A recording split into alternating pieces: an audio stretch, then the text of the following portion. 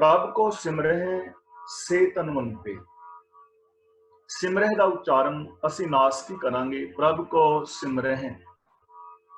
ਜਦੋਂ ਵੀ ਕਿਰਿਆਵਾਚੀ ਸ਼ਬਦ ਦੇ ਆਖਰੀ ਹਾਹੇ ਦੇ ਨਾਲ ਸਿਹਾਰੀ ਹੁੰਦੀ ਹੈ ਤਾਂ ਉਹ ਸ਼ਬਦ ਆਮ ਕਰਕੇ ਬਹੁਵਚਨੀ ਹੁੰਦਾ ਹੈ। ਇੱਥੇ ਰੱਬ ਨੂੰ ਯਾਦ ਕਰਨ ਵਾਲੇ ਬਹੁਵਚਨੀ ਨੇ। ਧਨਵੰਤੇ ਸ਼ਬਦ ਵੀ ਬਹੁਵਚਨੀ ਹੈ। ਧਨਵਾਨ ਜੋ ਪ੍ਰਭੂ ਦੀ ਸਿਫਤ ਸਲਾਹ ਕਰਦੇ ਹਨ, ਜੋ ਰੱਬੀ ਗੁਣਾਂ ਨੂੰ ਆਪਣੇ ਹਿਰਦੇ ਵਿੱਚ ਵਸਾਉਂਦੇ ਨੇ, ਜਾਂ ਜੋ ਪ੍ਰਭੂ ਦੇ ਹੁਕਮ ਰਜ਼ਾ ਦੇ ਅੰਦਰ ਚੱਲਦੇ ਹਨ, ਸੇ ਧਨਵੰਤੇ। ਅਸਲ ਦੇ ਅੰਦਰ ਉਹ ਲੋਕ ਧਨਵਾਨ ਨੇ, ਅਸਲ ਦੇ ਵਿੱਚ ਉਹ ਲੋਕ ਅਮੀਰ ਨੇ।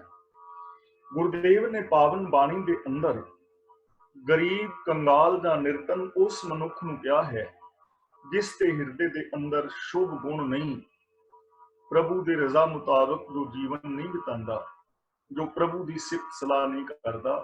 ਕਹੋ ਕਬੀਰ ਨਿਰਧਨ ਹੈ ਸੋਈ, ਜਾ ਕੇ ਹਿਰਦੇ ਨਾਮ ਨਾ ਹੋਈ। ਹੁਣ ਦੇਖੋ ਕਿੰਨਾ ਕੰਗਾਲ ਹੋਏਗਾ ਉਹ ਮਨੁੱਖ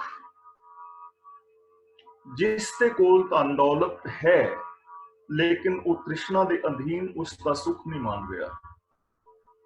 ਕਿਤਨਾ ਕੰਗਾਲ ਹੋਏਗਾ ਉਹ ਮਨੁੱਖ ਜੋ 80-90 ਹਜ਼ਾਰ ਰੁਪਇਆ ਤਨਖਾਹ ਲੈ ਰਿਹਾ ਹੈ ਲੇਕਿਨ ਉਹ 300-400 ਰੁਪਏ ਦਿਹਾੜੀ ਲੈਣ ਵਾਲੇ ਮਜ਼ਦੂਰ ਕੋਲ ਰਿਸ਼ਵਤ ਲੈ ਰਿਹਾ ਹੈ। ਕਿੰਨਾ ਕੰਗਾਲ ਹੋਏਗਾ ਉਹ ਭਰਾ ਜਿਸ ਨੇ 4 ਮਰਲੇ ਜ਼ਮੀਨ ਵਾਸਤੇ ਆਪਣੇ ਭਰਾ ਦਾ ਕਤਲ ਕਰ ਦਿੱਤਾ ਹੈ। ਕਿਤਨਾ ਕੰਗਾਲ ਹੋਏਗਾ ਉਹ ਮਨੁੱਖ ਜੋ ਡੁਪਲੀਕੇਟ ਦਵਾਈਆਂ ਵੇਚ ਕੇ ਕਿਸੇ ਦੀ ਸਿਹਤ ਦੇ ਨਾਲ ਖਿਲਵਾੜ ਕਰ ਰਿਹਾ ਹੈ। ਤੇ ਕਿਤਨਾ ਕੰਗਾਲ ਹੋਏਗਾ ਉਹ ਮਨੁੱਖ ਜੋ ਕਿਸੇ ਚੰਗੇ ਭਲੇ ਆਦਮੀ ਨੂੰ ਮੌਤ ਦੇ ਕੇ ਤੇ ਉਸ ਦੀਆਂ ਕਿਡਨੀਆਂ ਆਦਿ ਵੇਚ ਰਿਹਾ ਹੈ। ਕਿੰਨਾ ਕੰਗਾਲ ਹੋਏਗਾ ਉਹ ਮਨੁੱਖ ਜੋ ਕਿਸੇ ਦੇ ਬੱਚਿਆਂ ਨੂੰ 4 ਛਿਲੜਾਂ ਵਾਸਤੇ ਨਸ਼ਿਆਂ ਦੇ ਅੰਦਰ ਗਰਕ ਕਰ ਰਿਹਾ ਹੈ। ਔਰ ਕਿਤਨਾ ਕੰਗਾਲ ਹੋਏਗਾ ਉਹ ਮਨੁੱਖ ਜੋ ਦਾਜ ਦਹੇਜ ਆਦਿਕ ਦੀ ਮੰਗ ਮੰਗਦਾ ਹੈ ਜਾਂ ਹੋਰ ਐਸੇ ਵਿਕਾਰ ਕਮਾਉਂਦਾ ਹੈ, ਜੋ ਕਰੈਕਟਰ ਤੋਂ ਹੀਣਾ ਹੈ ਜਾਂ ਹੋਰ ਕਿੰਨੇ ਸਾਰੇ ਵਿਕਾਰ ਕਮਾਉਂਦਾ ਹੈ। ਤਾਂ ਗੁਰੂ ਪਾਤਸ਼ਾਹ ਜੀ ਕਹਿੰਦੇ ਨੇ ਉਹ ਧਨਵਾਨ ਨੇ ਲੋਕ, ਉਹ ਅਸਲ ਅਮੀਰ ਨੇ ਲੋਕ ਜਿਨ੍ਹਾਂ ਦੀ ਜ਼ਿੰਦਗੀ ਦੇ ਅੰਦਰ ਰੱਬੀ ਗੁਣ ਹੈ, ਜਿਨ੍ਹਾਂ ਦੇ ਅੰਦਰ ਸੱਚਾਈ ਹੈ, ਜੋ ਸਭ ਦੇ ਨਾਲ ਇੱਕ ਜੈਸਾ ਵਿਹਾਰ ਕਰਦੇ ਨੇ, ਜੋ ਆਪਣੀ ਈਮਾਨਦਾਰੀ ਦੀ 10 ਨਵਾਂ ਦੀ ਸੱਚੀ ਸੁੱਚੀ ਕਿਰਤ ਦੇ ਨਾਲ ਆਪਣੇ ਜੀਵਨ ਦਾ ਨਿਰਵਾਹ ਕਰਦੇ, ਸੰਤੋਖ ਦੇ ਅੰਦਰ ਰਹਿੰਦੇ, ਵੰਡ ਕੇ ਛਕਦੇ, ਇਨਸਾਨੀਅਤ ਵਾਲਾ ਜੀਵਨ ਬਤੀਤ ਕਰਦੇ, ਮਨੁੱਖਤਾ ਦੇ ਨਾਲ ਪਿਆਰ ਕਰਦੇ ਔਰ ਸੱਚ ਨੂੰ ਆਧਾਰ ਬਣਾ ਕੇ ਆਪਣੇ ਫਰਜ਼ਾਂ ਨੂੰ ਪੂਰੀਆਂ ਕਰਦੇ ਨੇ। ਅਸਲ ਦੇ ਅੰਦਰ ਆਤਮਿਕ ਤੌਰ ਤੇ ਉਹ ਧਨਵਾਨ ਨੇ ਔਰ ਉਹ ਲੋਕ ਹੀ ਸੁਖੀ ਔਰ ਸ਼ਾਂਤ ਨੇ। ਪ੍ਰਭ ਕੋ ਸਿਮਰਹਿ ਸੇ ਪਤਵੰਤੇ। ਪਤਵੰਤੇ ਦਾ ਮਤਲਬ ਇੱਜ਼ਤ ਵਾਲੇ। ਇਸ ਦੁਨੀਆ ਦੇ ਅੰਦਰ ਹਰ ਇਨਸਾਨ ਇੱਜ਼ਤ, ਮਾਣ, ਸਤਿਕਾਰ ਚਾਹੁੰਦਾ ਹੈ। ਮੈਨੂੰ ਇੱਜ਼ਤ ਮਿਲੇ, ਮੈਨੂੰ ਮਾਣ, ਆਦਰ ਔਰ ਸਤਿਕਾਰ ਮਿਲੇ, ਹਰ ਇਨਸਾਨ ਚਾਹੁੰਦਾ ਹੈ। ਔਰ ਮੈਂ ਜਿਵੇਂ ਬੇਨਤੀ ਕਰਦਾ ਹਾਂ ਹਰ ਰੋਜ਼ ਕਿ ਹਰ ਇਨਸਾਨ ਦਾ ਹੱਕ ਵੀ ਹੈ ਇੱਜ਼ਤ ਪਾਣਾ ਔਰ ਉਹਦਾ ਫਰਜ਼ ਵੀ ਹੈ ਇੱਜ਼ਤ ਆਬਰੂ ਵਾਲੀ ਜ਼ਿੰਦਗੀ ਜੀਣੀ। ਪਰ ਜਿਵੇਂ ਕਿ ਅਸੀਂ ਸਾਰੇ ਇਨਸਾਨ ਜਾਣਦੇ ਹਾਂ, ਇੱਜ਼ਤ ਕਿਸ ਨੂੰ ਮਿਲੇਗੀ? ਇੱਜ਼ਤ ਦਾ ਅਸਲ ਹੱਕਦਾਰ ਕੌਣ ਹੈ? ਜਿਸ ਦੀ ਜ਼ਮੀਰ ਜਿੰਦਾ ਹੈ, ਜੋ ਮਨ, ਬਚਨ, ਕਰਮ ਕਰਕੇ ਸੱਚ ਦਾ ਧਾਰਨੀ ਹੈ, ਜੋ ਇਸ ਸੰਸਾਰ ਦੇ ਅੰਦਰ ਕਿਸੇ ਦਾ ਸਹਿਯੋਗ ਕਰ ਸਕਦਾ ਹੈ, ਜੋ ਇਨਸਾਨ ਕਿਸੇ ਰੋਂਦੇ ਨੂੰ ਚੁੱਪ ਕਰਾਉਂਦਾ ਹੈ, ਜੋ ਕਿਸੇ ਦੁਖੀ ਨੂੰ ਸੁੱਖ ਦਿੰਦਾ ਹੈ, ਜੋ ਕਿਸੇ ਦੇ ਮਰਨ ਤੇ ਜੋ ਕਿਸੇ ਦੇ ਜ਼ਖਮ ਤੇ ਪੱਟੀ ਲਗਾਉਂਦਾ ਹੈ, ਜੋ ਕਿਸੇ ਡਿੱਗੇ ਨੂੰ ਉਠਾਉਂਦਾ ਹੈ, ਜੋ ਕਿਸੇ ਪਛੜ ਗਏ ਨੂੰ ਅਗਾਂਹ ਵਧਾਉਣ ਦਾ ਯਤਨ ਕਰਦਾ ਹੈ। ਜਿਸ ਮਨੁੱਖ ਦੇ ਅੰਦਰ ਉੱਚੇ ਸੁੱਚੇ ਗੁਣ ਔਰ ਆਚਰਣ ਨੇ, ਇੱਜ਼ਤ ਮਾਣ ਤਾਂ ਉਸੇ ਨੂੰ ਮਿਲੇਗੀ ਨਾ। ਤੇ ਜੇ ਕੋਈ ਚਾਹੇ ਕਿ ਮੈਂ ਸ਼ਰਾਬ ਪੀ ਕੇ ਤੇ ਗਲੀਆਂ ਵਿੱਚ ਹਾਂਗਰੇ ਮਾਰਦਾ ਫਿਰਾਂ ਔਰ ਗਲੀਆਂ ਵਿੱਚ ਡਿੱਗਾ ਹੋਵਾਂ ਵਾਹਣੀਆਂ ਵਿੱਚ ਤੇ ਕੁੱਤੇ ਮੇਰਾ ਮੂੰਹ ਚੱਟਦੇ ਹੋਣ, ਤੇ ਐਵੇਂ ਇੱਜ਼ਤ ਤਾਂ ਨਹੀਂ ਨਾ ਮਿਲਦੀ। ਚੋਰੀਆਂ ਕਰਨ ਵਾਲੇ ਨੂੰ, ਰਿਸ਼ਵਤ ਲੈਣ ਵਾਲੇ ਨੂੰ, ਬੇਈਮਾਨੀ ਕਰਨ ਵਾਲੇ ਨੂੰ, ਜੋ ਕਰੈਕਟਰਲੈਸ ਲੋਕ ਨੇ, ਉਹਨਾਂ ਲੋਕਾਂ ਨੂੰ ਕਦੇ ਮਾਣ ਆਦਰ ਨਹੀਂ ਮਿਲਦਾ। इसलिए गुरु जी कहते हैं असल इज्जतदार इंसान ने वो जो रब्बी गुणा नूं याद करते हैं। कदे बर्तन राते रख के मान सत्कार नहीं मिलता, कदे तीर्थ आदि इशनान करके रब्बी दरगाह के अंदर बंदा प्रवान नहीं हुंदा, कदे विखावे दियां समाधियां ला के रब के दर ते कोई मान आदर प्राप्त नहीं करता। सगों गुरु जी कहते ने विच दुनिया सेव कमाई है तां दरगाह वैसन पाई है। जे दुनिया के अंदर किसी लोड़वंद की सेवा की जाए, सहयोग किया जाए, चंगी जिंदगी जीवी जाए, तां ही मनुख रब्बी दरगाह के अंदर और संसार के अंदर मान पाता है। सच्चे मार्ग चलदियां उस तक करे जहान। इसलिए जो प्रभु की सिफत सलाह करते हैं, यानी रब्बी गुणा के धारनी ने, जो रब की रजा पाने में तुरते हैं, असल इज्जतदार इंसान वो ने, वो इज्जत के हकदार ने, उन्होंने दुनिया में मान आदर और सत्कार मिलता। प्रभु को सिमरें से जन परवान, जो मनुख प्रभु की सिफत सलाह करते हैं, रब्बी गुणा नूं याद रखते ने, जो रब की होंद नूं याद रखते ने, हर थां ते प्रभु निवास रख रहा है। जो हर एक दे अंदर हरि नूं वेख के हर एक दे नाल हरि वर्गा रब वर्गा प्यार विहार सत्कार करते हैं, जो रब्बी रजा विच तुरदे ने, गुरु जी कहते ने वो इंसान परवान ने, भाव कि वो मन्ने परवन्ने ने, वो इंसान परवान ने, कबूल ने, उन्हां दा आउणा इस संसार दे अंदर मुबारक। तंता योग ने वो इंसान। ते देखो परवान कौन है, जे असीं अपनी जिंदगी वल देखीए तां साडे घर दे दरवाजे किस वास्ते खुले ने? उस बंदे वास्ते जो आचरणक तौर पे उच्चा है, जिसका जीवन आदर्श बहुत महान है, जिसका बोल चाल विहार चंगा है, ਉਹਦੇ वास्ते साडे दरवाजे खुले ने। ते जो मनुख करैक्टरलैस है, चोरियां करता है, शराबी कबाबी है, नशई है, विकारी है, उस बंदे नूं ते आम बंदा घर विच वड़न नहीं ना दिंदा। ऐसे लोग कदे प्रवान नहीं हो सकते। ते सारे संसार नूं कोई प्रवान होवे, ਉਹਦੇ वास्ते तो बहुत महान इंसान चाहिए। तो गुरु जी कहते ने ओही मन्ने परवन्ने ने, ओही परवान है ने, जो रब्बी गुणा नूं याद करते हैं, जो रब्बी रजा विच तुरदे ने, जिन्हां दी जबान ते गुण ने, जिन्हां दी सोच गुणा वाली है और जिन्हां दा विहार गुणा वाला है, वो इंसान परवान ने, वो मन्ने परवन्ने ने। तां जे ਅਸੀਂ ਵੀ ਚਾਹੁੰਦੇ ਹਾਂ ਸਾਨੂੰ ਸੰਸਾਰ ਦੀ ਪ੍ਰਵਾਨਗੀ ਮਿਲੇ, ਸਮਾਜ ਦੀ ਪ੍ਰਵਾਨਗੀ ਮਿਲੇ, ਸਮਾਜ ਵਿੱਚ ਸਾਨੂੰ ਮਾਣ ਆਦਰ ਮਿਲੇ, ਤਾਂ ਸਾਨੂੰ ਵੀ ਚਾਹੀਦਾ ਹੈ ਅਸੀਂ ਰੱਬੀ ਗੁਣਾਂ ਦੇ ਧਾਰਨੀ ਬਣੀਏ। ਪ੍ਰਭ ਕੋ ਸਿਮਰਹਿ ਸੇ ਪੁਰਖ ਪ੍ਰਧਾਨ, ਪ੍ਰਧਾਨ ਦਾ ਮਤਲਬ श्रेष्ठ, परम नामवर, जो प्रभु की सिफत सलाह करते हैं वो सब मनुखों तो चंगे ने। प्रधान का मतलब नामवर ने, वो दूजियां तो श्रेष्ठ ने, दूजियां नालों महान ने वो। यानी श्रेष्ठ मनुख कौन है, परम नामवर कौन है, जिसकी जिंदगी विच रब्बी गुण ने, ਉਹਨੂੰ ही महान मन्निया जा सकता है, ਉਹਨੂੰ ही प्रधानता दी जा सकती है, जिस मनुख की जिंदगी के अंदर शुभ गुण ने और जो रब्बी रजा के अंदर जिंदगी व्यतीत कर रहा है। तुसी इतिहास वल झात मार के देख लो, इतिहास के अंदर उन्हां लोकां नूं ही मान आदर और सत्कार मिलिया है। वो लोग इतिहास के अंदर सितारे की तरह चमक रहे ने, जिन्हां ने संसार वास्ते कुछ किया है। जे धर्म की दुनिया विच देखोगे ਤਾਂ जिन्हां वीरां भैणां ਸਿੰਘਾਂ ਸਿੰਘਣੀਆਂ ਬੱਚੀਆਂ ਬੱਚਿਆਂ ਦਾ ਨਾਮ ਰੋਜ਼ ਅਰਦਾਸ ਅੰਦਰ ਦੁਹਰਾਇਆ ਜਾਂਦਾ ਹੈ, ਤਾਂ ਉਹ ਲੋਕ ਉਹ ਨੇ ਜਿਨ੍ਹਾਂ ਨੇ ਕਿਸੇ ਦੇ ਸੁੱਖਾਂ ਵਾਸਤੇ ਆਪਣਾ ਆਪਾ ਕੁਰਬਾਨ ਕਰ ਦਿੱਤਾ। ਧਰਮ ਦੀ ਦੁਨੀਆ ਵਿੱਚ ਉਹੀ ਮਹਾਨ ਨੇ ਜਿਨ੍ਹਾਂ ਨੇ ਆਪਣਾ ਆਪਾ ਕੁਰਬਾਨ ਕਰ ਦਿੱਤਾ, ਜਿਨ੍ਹਾਂ ਨੇ ਉੱਚੀ ਸੁੱਚੀ ਜ਼ਿੰਦਗੀ ਜੀਵੀ, ਜਿਨ੍ਹਾਂ ਦੀ ਸ਼ਖਸੀਅਤ ਰਾਗਮਈ ਸੀ, ਜਿਨ੍ਹਾਂ ਦੇ ਅੰਦਰ ਇਖਲਾਕੀ वो भी प्रधान है। ਤੇ ਜੇ ਅਸੀਂ ਸਾਇੰਸ ਦੀ ਦੁਨੀਆ ਵਿੱਚ ਦੇਖੀਏ ਤਾਂ ਇੱਥੇ ਵੀ ਉਹ ਲੋਕ ਪ੍ਰਧਾਨ ਨੇ ਜਿਨ੍ਹਾਂ ਦੇ ਅੰਦਰ ਚੰਗੇ ਗੁਣ ਸਨ, ਜਿਨ੍ਹਾਂ ਨੇ ਕੁਝ ਖੋਜ ਕੀਤੀ ਹੈ, ਸੰਸਾਰ ਨੂੰ, ਸਮਾਜ ਨੂੰ ਕੁਝ ਦਿੱਤਾ ਹੈ। ਅੱਜ ਵੀ ਉਹੀ ਲੋਕ ਪ੍ਰਧਾਨ ਮੰਨੇ ਜਾ ਸਕਦੇ ਨੇ ਜਿਹੜੇ ਸਮਾਜ ਔਰ ਸੰਸਾਰ ਨੂੰ ਕੁਝ ਦੇ ਰਹੇ ਨੇ, ਚਾਹੇ ਉਹ ਰਾਜਨੀਤਿਕ ਦੁਨੀਆ ਵਿੱਚ ਨੇ, ਧਾਰਮਿਕ ਦੁਨੀਆ ਵਿੱਚ ਨੇ, ਆਰਥਿਕ ਦੁਨੀਆ ਵਿੱਚ ਜਾਂ ਵਿਗਿਆਨ ਦੀ ਦੁਨੀਆ ਵਿੱਚ ਨੇ, ਜਾਂ ਸਮਾਜਿਕ ਜ਼ਿੰਦਗੀ ਜੀ ਰਹੇ ਨੇ। ਉਹ ਸ੍ਰੇਸ਼ਟ ਨੇ, ਪਹਿਲਾਂ ਵੀ ਸ੍ਰੇਸ਼ਟ ਰਹੇ ਨੇ, ਅੱਜ ਵੀ ਸ੍ਰੇਸ਼ਟ ਨੇ, ਆਉਣ ਵਾਲੇ ਸਮੇਂ ਵਿੱਚ ਵੀ ਉਹੀ ਸ੍ਰੇਸ਼ਟ ਰਹਿਣਗੇ। ਇਸ ਲਈ ਸਾਨੂੰ ਚਾਹੀਦਾ ਹੈ ਕਿ ਅਸੀਂ ਵੀ ਜੇ ਸ੍ਰੇਸ਼ਟਤਾ ਹਾਸਲ ਕਰਨੀ ਹੈ ਤਾਂ ਅਸੀਂ ਰੱਬੀ ਗੁਣਾਂ ਦਾ ਚਿੰਤਨ ਕਰੀਏ, ਪ੍ਰਭੂ ਦੀ ਸਿਫਤ ਸਲਾਹ ਕਰੀਏ। ਤੇ ਇਹਦੇ ਵਾਸਤੇ ਸਾਨੂੰ ਕੋਈ ਘਰ-ਬਾਰ ਤਿਆਗਣ ਦੀ ਲੋੜ ਨਹੀਂ, ਇਹਦੇ ਵਾਸਤੇ ਸਾਨੂੰ ਕੋਈ ਮਾਲਾ ਫੇਰਨ ਦੀ ਲੋੜ ਨਹੀਂ, ਸਮਾਧੀਆਂ ਲਾਉਣ ਦੀ ਲੋੜ ਨਹੀਂ। ਆਮ ਜ਼ਿੰਦਗੀ ਜੀਂਦਿਆਂ ਸੱਚ ਨੂੰ ਬੇਸ ਬਣਾ ਕੇ ਜ਼ਿੰਦਗੀ ਜੀ ਕੇ ਅਸੀਂ ਵੀ ਇਹ ਸ੍ਰੇਸ਼ਟਤਾ ਹਾਸਲ ਕਰ ਸਕਦੇ ਹਾਂ। ਪ੍ਰਭ ਕੋ ਸਿਮਰਹਿ ਸੇ ਬੇਮੁਹਤਾਜੇ।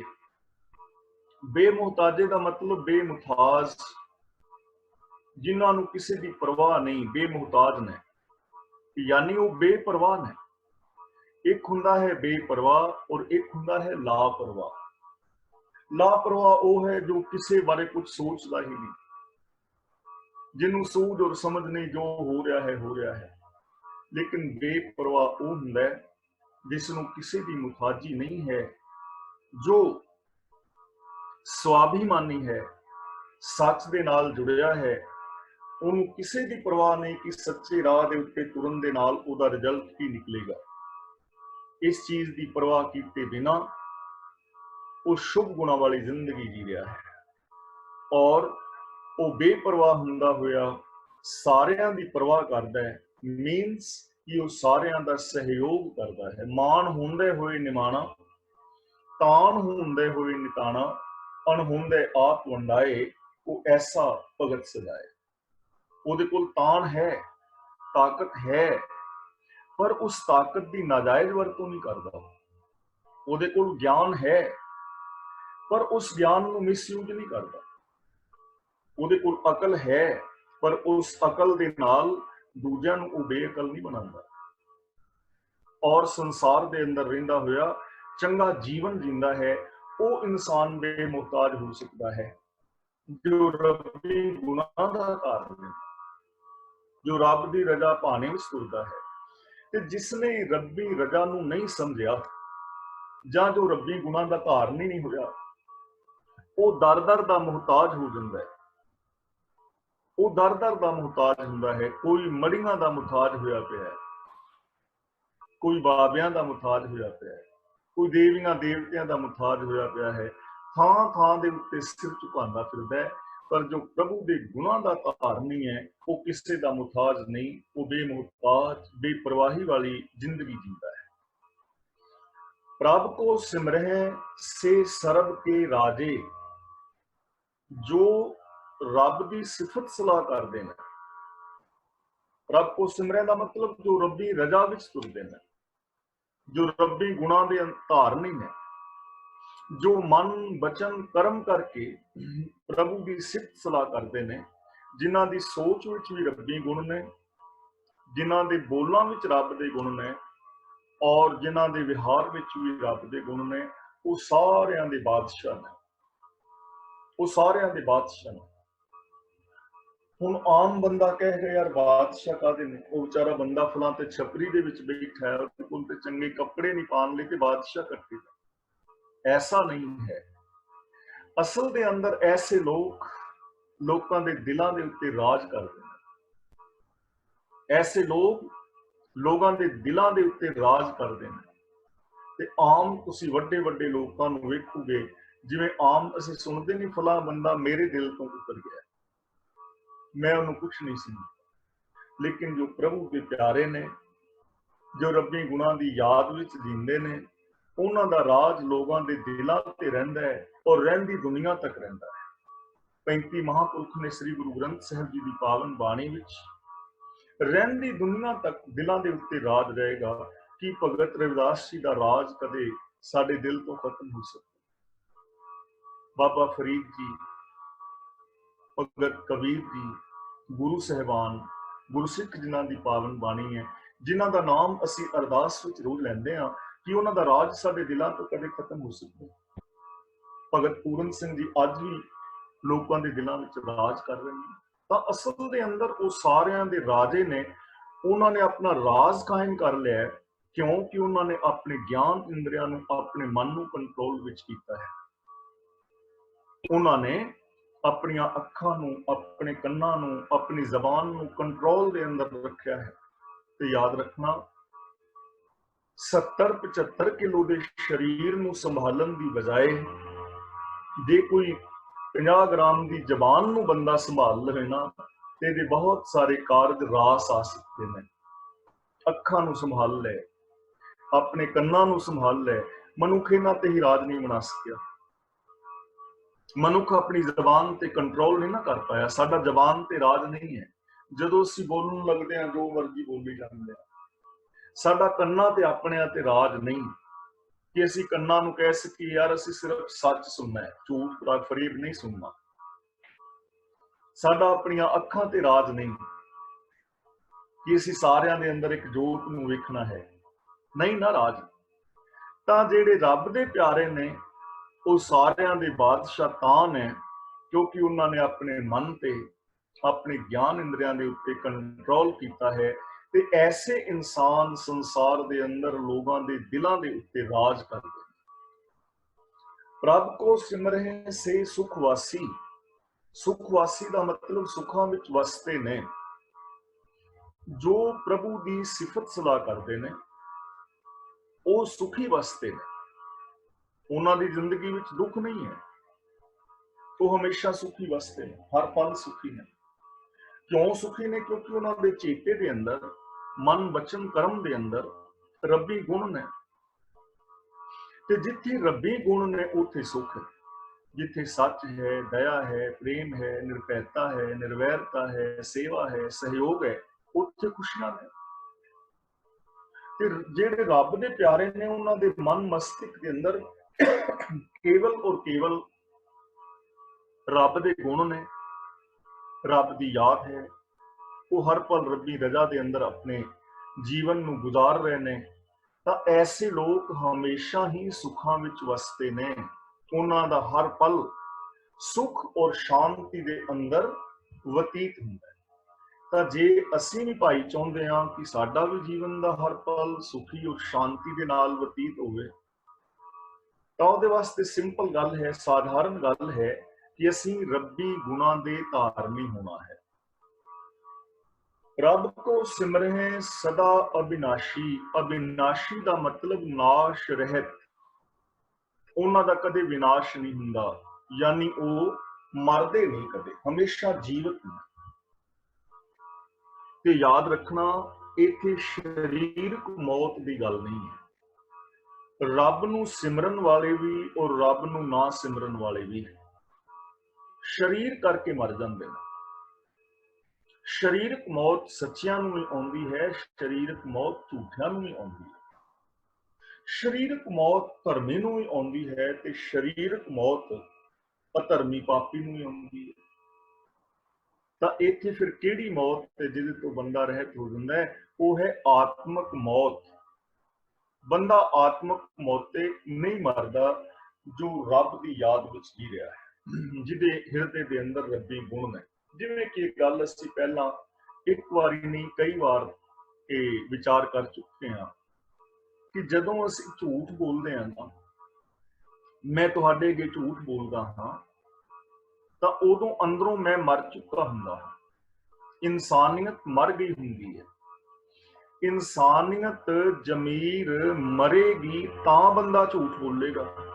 ਜਿੰਦਾ ਜ਼ਮੀਰ ਵਾਲਾ ਬੰਦਾ ਝੂਠ ਨਹੀਂ ਬੋਲੇਗਾ।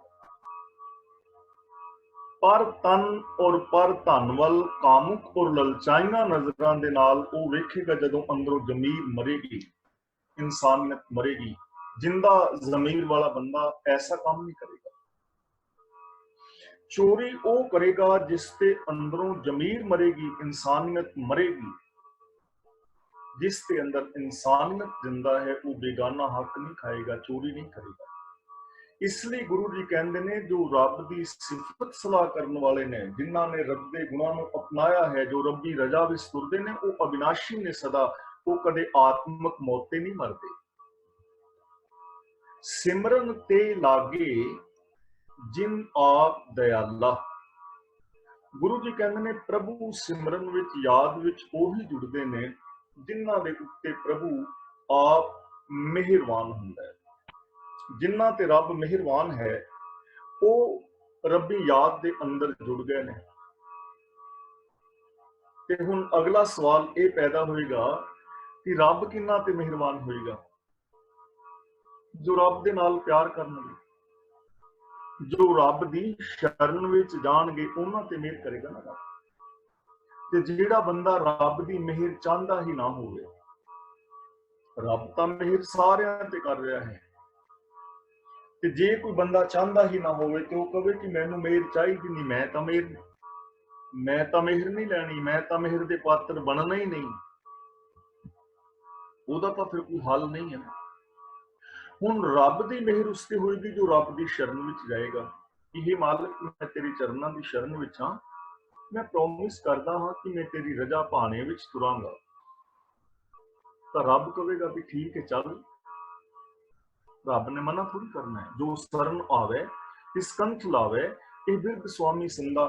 ਜੇ ਕੋਈ ਕਹੇ ਕਿ ਮੈਂ ਸੱਚ ਬੋਲਣਾ ਚਾਹਨਾ, मैं सच नूं अपने हिरदे विच वसाउणा चाहुंदा, तां सच ने ये थोड़ा कहना भी मैं तेरे हिरदे विच नहीं वसना। सच तां पहलां ही अंदर इस मौजूद करना सी, पर असीं ते सच दे नालों संबंध ही जोड़ लिया। तां गुरु जी कहंदे हन ਉਹ रब्बी याद विच जुड़दे ने जो रब्बी रहमत दे पात्र बनदे ने, जो रब दे चरनां दी शरण लैंदे हन। नानक जन की मंगै रवाला। रवाला का मतलब चरण धूल। साहिब श्री गुरु अर्जन पातशाह जी कहते हैं कि मैं उस रब दे प्यारियां दी चरण धूल मंगदा, जो रब्बी रजा विच तुरदे ने, जेड़े तनवंत ने, जो पतवंत ने, भाव जो रब दे चरनां दी शरण विच ने, जो रब्बी गुणां दे धारनी ने, मैं उन्हां दी चरण धूल मंगदा। चरण धूल का मतलब निम्रता दे नाल, प्यार दे नाल उन्हां दा सत्कार करना, पहली गल। ते दूजा चरण धूल है कि उन्हां राहां दे उत्ते तुरन दी याचना करनी। तीजा चरण धूल का मतलब है कि वो जिहड़े गुण ने मैं उन्हां नूं निम्रता दे नाल धारण करना चाहुंदा। नानक जन की मंगे रवाला, हे प्रभु मैं तेरे प्यारियां दी चरण धूल मंगदा हां, यानी मैं निम्रता दे नाल बेनती करदा कि मेरे ते भी ऐसी रहमत कर कि मैं भी उन्हां राहां ते चल सकां, मैं उन्हां गुणां दा धारनी हो सकां। अगला बचन गुरुदेव पातशाह जी करते हैं, प्रभ को सिमरे हैं से पर उपकारी। जो रब्बी याद विच जुड़दे ने, जो रब्बी गुणां दे धारनी ने मन बचन करके, उन्हां दी निशानी है कि वो पर उपकार करते हैं, वो पर उपकार करने वाले बन जाते हैं। जो रब की याद विच जुड़े ने वो पर उपकार करते हैं, उन्हां दी निशानी दूजे दा वो भला करते हैं, दूजे दा वो सहयोग करते हैं। ते इत्थे भला करन दा मतलब सिर्फ पैसा दे देना नहीं है, क्योंकि खास करके साडी बहुत ही जिहड़ी विचार है सेवा आ जाए जां वंड के छकना जां परोपकार की भावना, तो उत्थे बहुत ही वारी ज्यादा तौर पर असीं सिर्फ पैसे ते आके खलो जाने आ कि असीं किसी नूं पैसा दे दिता। इहदे विच कोई दो राय नहीं कि पैसे दे सहयोग की जरूरत हुंदी है, और जिहड़ा कर सकता है उन्होंने करनी चाहिए है जे कोई लोड़वंद है, इहदे विच कोई दो राय नहीं। पर हुण मैं कहां कि यार मेरे कोल ते पैसा है नहीं, ते मैं हुण सेवा किवें करां, मैं परोपकार किवें करां, मेरे कोल ते पैसा है ही नहीं, प्रॉब्लम क्रिएट हो गई ना। तो इत्थे परोपकार करन दा मतलब है कि दूजा इंसान जिस दे अंदर कोई कमी दोष है ਉਸ ਨੂੰ ਉਹਨਾਂ ਕਮੀਆਂ, ਦੋਸ਼ਾਂ, ਵਿਕਾਰਾਂ ਤੋਂ ਬਚਾ ਕੇ ਚੰਗੇ ਗੁਣਾਂ ਦੇ ਧਾਰਨੀ ਕਰਨਾ, ਚੰਗੇ ਰਾਹਾਂ ਤੇ ਪਾਣਾ ਪਰ ਉਪਕਾਰ ਹੋਵੇਗਾ। ਜੋ ਬੁਰਾ ਕਿਸੇ ਦਾ ਸੁਭਾਅ ਹੈ, ਉਹਦੇ ਬੁਰੇ ਸੁਭਾਅ ਨੂੰ ਚੰਗੇ ਸੁਭਾਅ ਦੇ ਵਿੱਚ ਕਨਵਰਟ ਕਰਨ ਵਿੱਚ ਯੋਗਦਾਨ ਪਾਣਾ। ਜੇ ਕੋਈ ਚੋਰੀ ਕਰਦਾ ਹੈ ਤਾਂ ਉਹਨੂੰ ਬੜੇ ਪਿਆਰ ਦੇ ਨਾਲ ਸਮਝਾਣਾ ਕਿ ਭਲੇ ਪੁਰਸ਼ਾ, ਚੋਰੀ ਕਰਨਾ ਠੀਕ ਨਹੀਂ ਹੈ। ਆਪਣਾ ਜੀਵਨ ਯਾਪਨ ਕਰਨ ਵਾਸਤੇ ਜੇ ਤੂੰ ਕੋਈ ਹੋਰ ਕਿਰਤ ਕਰ ਲਵੇਂ ਤਾਂ ਤੇਰਾ ਜੀਵਨ ਬਹੁਤ ਚੰਗਾ ਨਿਰਵਾਹ ਹੋਏਗਾ। ਤੇਰੇ ਜੀਵਨ ਦੇ ਵਿੱਚੋਂ ਡਰ ਵੀ ਮੁੱਕੇਗਾ, ਤੂੰ ਇੱਕ ਨੇਕ ਇਨਸਾਨ ਵੀ ਬਣ ਜਾਏਗਾ, ਤੇਰਾ ਜੀਵਨ ਵੀ ਸੁਖੀ ਔਰ ਸ਼ਾਂਤ ਹੋਏਗਾ। ਜੇ ਬੰਦਾ ਕੋਈ ਨਸ਼ਿਆਂ ਦੇ ਵਿੱਚ ਗਰਕ ਹੈ ਤਾਂ ਉਹਨੂੰ ਬੜੇ ਪਿਆਰ ਦੇ ਨਾਲ ਸਮਝਾਣਾ ਔਰ ਨਸ਼ਾ ਆਦਿਕ ਛੱਡਣ ਦੇ ਵਿੱਚ ਉਹਦਾ ਸਹਿਯੋਗ ਕਰਨਾ। ਕਿਉਂਕਿ ਕਈ ਵਾਰ ਐਸਾ ਹੁੰਦਾ, ਅਸੀਂ ਕਹਿੰਦੇ ਆ ਅਸੀਂ ਤੇ ਫਲਾਂ ਬੰਦੇ ਨੂੰ ਬਹੁਤ ਸਮਝਾਇਆ ਪਰ ਉਹ ਮੰਨਦਾ ਹੀ ਨਹੀਂ। ਅਸਲ 'ਚ ਉਹ ਵਿਚਾਰਾ ਮੰਨੇਗਾ ਨਹੀਂ।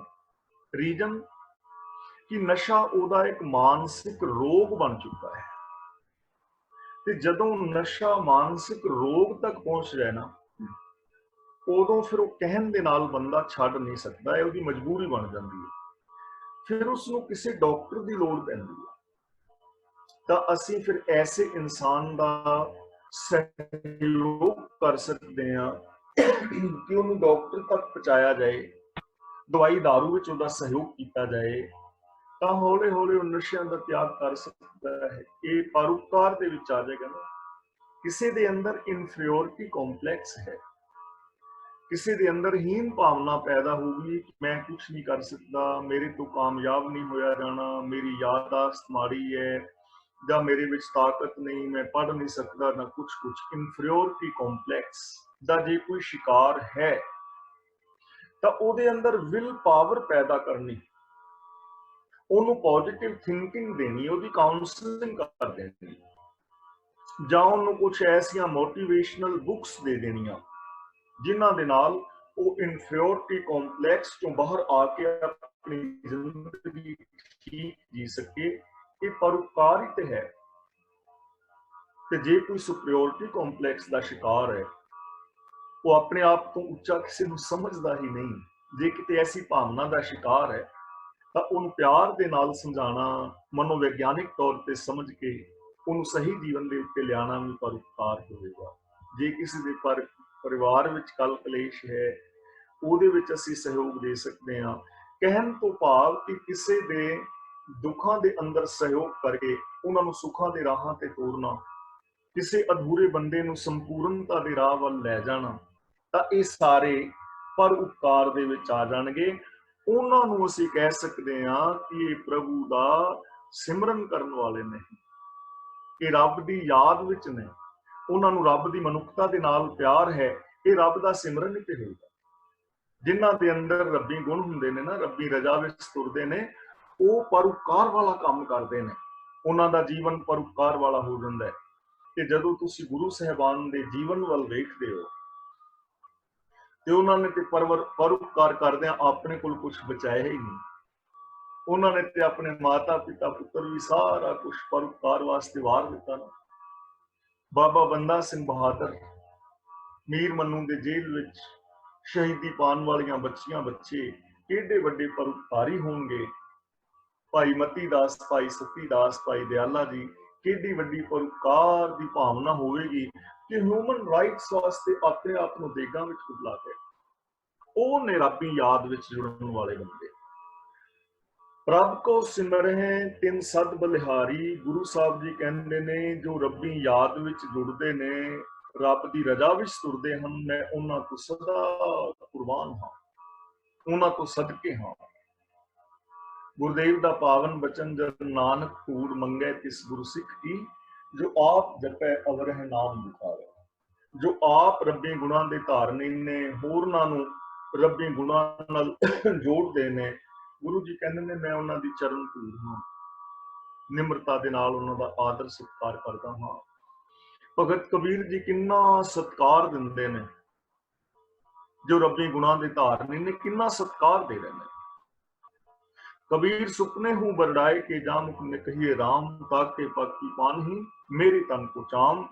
जे कोई रब्बी गुणा का धारनी है, रब्बी रजा विच तुरन वाला है, तो कबीर जी कहते ने बेशक मेरे तन की चमड़ी उतार के ਉਹਦੇ पैरों की जुत्ती बना दे। यानी इन्ना मान ਤਾਂ ਇਹਦਾ मतलब ਇਹ ਹੈ कि ਜਿਹੜੇ ਚੰਗੇ इंसान ने मन बचन कर्म करके सच दे धारनी, गुरमत दे धारनी, रब्बी रजा विच तुरन वाले ने, उन्हां दी सानू संगत करनी चाहिदी है, उन्हां नू मान आदर सत्कार देना चाहिए।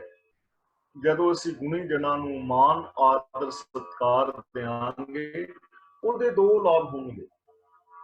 एक तां साडे अंदर गुण पैदा होणगे उन्हां दी संगत कीतिआं, ਤੇ ਜਦੋਂ ਅਸੀਂ ਚੰਗੇ ਇਨਸਾਨ ਨੂੰ ਮਾਣ ਸਤਿਕਾਰ ਦੇਵਾਂਗੇ, ਉਹਨੂੰ ਉਤਸ਼ਾਹ ਵੀ ਮਿਲੇਗਾ ਤੇ ਹੋਰ ਲੋਕ ਵੀ ਚੰਗੇ ਰਾਹਾਂ ਤੇ ਤੁਰਨ ਦਾ ਯਤਨ ਕਰਨਗੇ। ਇਸ ਲਈ ਅਸਾਂ ਸੁਖਮਨੀ ਸਾਹਿਬ ਜੀ ਦੀ ਪਾਵਨ ਬਾਣੀ ਚੋਂ ਜੀਵਨ ਦੀ ਜੁਗਤ ਸਿੱਖਣੀ ਹੈ। ਗੁਰਦੇਵ ਨੇ ਸਾਨੂੰ ਜੀਵਨ ਦੀ ਜੁਗਤ ਦਿੱਤੀ ਹੈ, ਤੇ ਜੇ ਜ਼ਿਆਦਾ ਨਹੀਂ ਤਾਂ ਘੱਟ ਤੋਂ ਘੱਟ ਜੋ ਸੁਖਮਨੀ ਸੁਸਾਇਟੀਆਂ ਜਿਨ੍ਹਾਂ ਨੇ ਬਣਾਈਆਂ ਹੋਈਆਂ ਨੇ ਵੀਰਾਂ ਭੈਣਾਂ ਨੇ, ਜਾਂ ਸੁਖਮਨੀ ਸਾਹਿਬ ਜੀ ਦਾ ਪਾਠ ਰੋਜ਼ ਕਰਦੇ ਨੇ, ਜੇ ਜ਼ਿਆਦਾ ਨਹੀਂ ਉਹਨਾਂ ਲੋਕਾਂ ਦੇ ਅੰਦਰ ਵੀ ਇਹ ਗੁਣ ਆ ਜਾਣ ਤਾਂ ਪੂਰੀ ਦੁਨੀਆ ਬਦਲ ਸਕਦੀ ਹੈ। ਅਗਲਾ ਬਚਨ ਕਰਦੇ ਨੇ, ਪ੍ਰਭ ਕੋ ਸਿਮਰਹਿ ਸੇ ਮੁਖ ਸੁਹਾਵੇ। ਜੋ ਰੱਬੀ ਗੁਣਾਂ ਵਿੱਚ ਜ਼ਿੰਦਗੀ ਜੀਂਦੇ ਹਨ, ਜੋ ਪ੍ਰਭੂ ਦੀ ਸਿਫਤ ਸਲਾਹ ਕਰਦੇ ਨੇ, ਰੱਬ ਦੀ ਰਜਾ ਵਿੱਚ ਤੁਰਦੇ ਨੇ, ਉਹ ਮੁਖ ਸੁਹਾਵਣੇ ਨੇ। ਬੜੇ ਸੋਹਣੇ ਨੇ ਉਹ, ਬੜੇ ਸੋਹਣੇ ਨੇ, ਸੁੰਦਰ ਨੇ ਉਹ ਚਿਹਰੇ ਜਿਹੜੇ ਰੱਬੀ ਯਾਦ ਵਿੱਚ ਜੁੜਦੇ ਨੇ। ਬੜੇ ਸੋਹਣੇ ਨੇ ਉਹ ਚਿਹਰੇ, ਸੁਹਾਵਣੇ ਨੇ ਉਹ ਚਿਹਰੇ। ਉਹ ਚਾਹੇ ਇਸਤਰੀ ਪੁਰਸ਼ ਹੈ, ਉਹਨਾਂ ਨੂੰ ਮੇਕਅਪ ਕਰਨ ਦੀ ਲੋੜ ਨਹੀਂ ਹੈ, ਉਹਨਾਂ ਨੂੰ ਫੈਸ਼ਨ ਲਾਉਣ ਦੀ ਲੋੜ ਨਹੀਂ। ਉਹਨਾਂ ਦੇ ਚਿਹਰੇ ਵੈਸੇ ਹੀ ਬੜੇ ਸੁਹਾਵਣੇ, ਉਹਨਾਂ ਦੀਆਂ ਅੱਖਾਂ ਵਿੱਚ ਚਮਕ, ਉਹਨਾਂ ਦੇ ਚਿਹਰੇ ਤੇ ਨੂਰ, ਉਹਨਾਂ ਦੇ ਬੁੱਲਾਂ ਤੇ ਮੁਸਕਰਾਹਟ ਤੁਹਾਨੂੰ ਨਜ਼ਰ ਨਹੀਂ ਹੋਵੇਗੀ। ਉਹਨਾਂ ਦੇ ਚਿਹਰੇ ਵੱਲ ਦੇਖ ਕੇ ਹੀ ਤੁਹਾਨੂੰ ਸਮਝ ਪੈ ਜਾਏਗੀ ਕਿ ਇਸ ਦੇ ਅੰਦਰ ਵੀ ਕੁਝ ਹੈ, ਆਤਮਿਕ ਜੀਵਨ ਜੀਣ ਵਾਲਾ ਇਨਸਾਨ ਹੈ। ਉਹਦੇ ਤੋਂ ਤੁਹਾਨੂੰ ਚਿਹਰੇ ਤੋਂ ਪਤਾ ਲੱਗ ਜਾਏਗਾ ਕਿ ਇਹ ਕੈਸਾ ਇਨਸਾਨ ਹੈ, ਕਿਉਂਕਿ ਸਾਡੀਆਂ ਅੱਖਾਂ, ਸਾਡਾ ਚਿਹਰਾ ਸਭ ਕੁਝ ਬਿਆਨ ਕਰ ਦਿੰਦਾ ਹੈ। ਔਰ ਇੰਨਾ ਕੁਝ ਬਿਆਨ ਕਰ ਦਿੰਦਾ ਹੈ ਕਿ ਨਿੱਕੇ ਤੋਂ ਨਿੱਕੇ ਬੱਚੇ ਵੀ ਚਿਹਰੇ ਨੂੰ ਪੜ੍ਹ ਲੈਂਦੇ ਨੇ, ਅੱਖਾਂ ਨੂੰ ਪੜ੍ਹ ਲੈਂਦੇ ਨੇ। ਤੁਸੀਂ ਕਿਸੇ ਮਾਸੂਮ ਬੱਚੇ ਵੱਲ ਪਿਆਰ ਨਾਲ ਦੇਖੋ, ਤੁਹਾਡੇ ਵੱਲ ਦੇਖ ਕੇ ਮੁਸਕਰਾਏਗਾ, ਤੁਹਾਡੀ ਗੋਦ ਵਿੱਚ ਆ ਬੈਠੇਗਾ, ਤੇ ਥੋੜੀਆਂ ਜਿਹੀਆਂ ਅੱਖਾਂ ਟੇਢੀਆਂ ਕਰੋ, ਨਿੱਕਾ ਜਿਹਾ ਬੱਚਾ ਵੀ ਸਮਝ ਜਾਂਦਾ ਕਿ ਹੁਣ ਬਸ, ਉਹ ਫਿਰ ਦੂਰ ਚਲਾ ਜਾਂਦਾ ਨਾ। ਚਿਹਰਾ ਬਹੁਤ ਕੁਝ ਬਿਆਨ ਕਰ ਰਿਹਾ ਹੈ। ਅੱਜ ਦੇ ਬੰਦੇ ਦੇ ਚਿਹਰੇ ਨੂੰ ਦੇਖ ਕੇ ਇੰਝ ਪ੍ਰਤੀਤ ਹੁੰਦਾ ਹੈ ਕਿ ਇਹਦਾ ਸੁੱਖ ਖੁਸ਼ੀਆਂ ਇਹਦੇ ਤੋਂ ਰੁੱਸ ਕੇ ਤੁਰ ਗਈਆਂ ਨੇ। ਅੱਜ ਦੇ ਬੰਦੇ ਦੇ ਚਿਹਰੇ ਨੂੰ ਦੇਖ ਕੇ ਪ੍ਰਤੀਤ ਹੁੰਦਾ ਹੈ ਕਿ ਜਿਵੇਂ ਘਰੋਂ ਲੜ ਕੇ ਆਇਆ ਹੁੰਦਾ ਹੈ। ਅੱਜ ਦੇ ਬੰਦੇ ਦੇ, ਆਮ ਬੰਦੇ ਦੇ ਚਿਹਰੇ ਨੂੰ ਦੇਖ ਕੇ ਇੰਝ ਪ੍ਰਤੀਤ ਹੁੰਦਾ ਹੈ ਕਿ ਜਿਵੇਂ ਅੰਦਰ ਗਮਾਂ ਦਾ, ਚਿੰਤਾਵਾਂ ਦਾ ਜਾਂ ਕਿਸੇ ਵੀ ਕਿਸਮ ਦਾ ਭਾਰ ਚੁੱਕ ਕੇ ਤੁਰਿਆ ਫਿਰਦਾ ਹੈ। ਅੱਜ ਦੇ ਬੰਦੇ ਦੇ ਚਿਹਰੇ ਨੂੰ ਦੇਖ ਕੇ ਮਹਿਸੂਸ ਹੁੰਦਾ ਹੈ ਕਿ ਜਿਵੇਂ ਇਸ ਦੇ ਅੰਦਰ ਹੀਨ ਭਾਵਨਾ, ਨਫ਼ਰਤ ਜਾਂ ਗੈਰ ਇਨਸਾਨੀਅਤ ਭਰੀ ਗਈ ਹੈ।